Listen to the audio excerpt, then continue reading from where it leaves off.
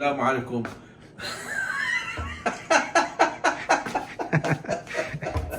السلام عليكم، معكم حسن سمير وفيديو جديد. راح اسوي لكم هلا قطر، تعليم القطر شلون. عندنا هون كيلو السكر، 5 كاسات سكر كيلو يعني، وعندنا كاستين ونص مي. هي كاستين، هلا بنحط كمان نص كاسة مي. وعندنا ليمونة بنعصر عليهم، بس ينغلوا بنعصر عليهم، وبس ينغلوا القطر شي 5 دقايق بينغلوا وبنطفي النار عليهم. طريقة هلا، هي السكر،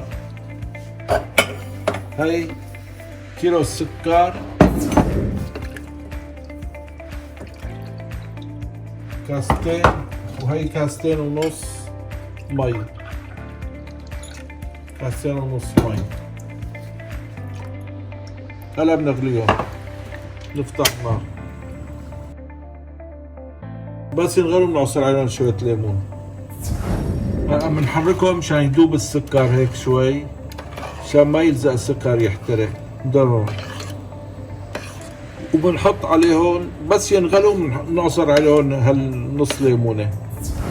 هلا انغلقت القطر، راح نعصر عليها الليمونه.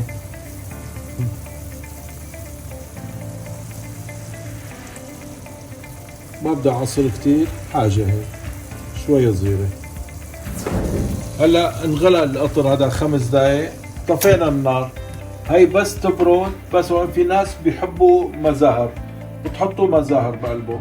بقى في ناس مع القطر بيحطوا مزهر، في ناس ما بيحبوا مزهر ما بتحطوا، على الهواء الرغبة. يلا السلام عليكم، ان شاء الله في العافية.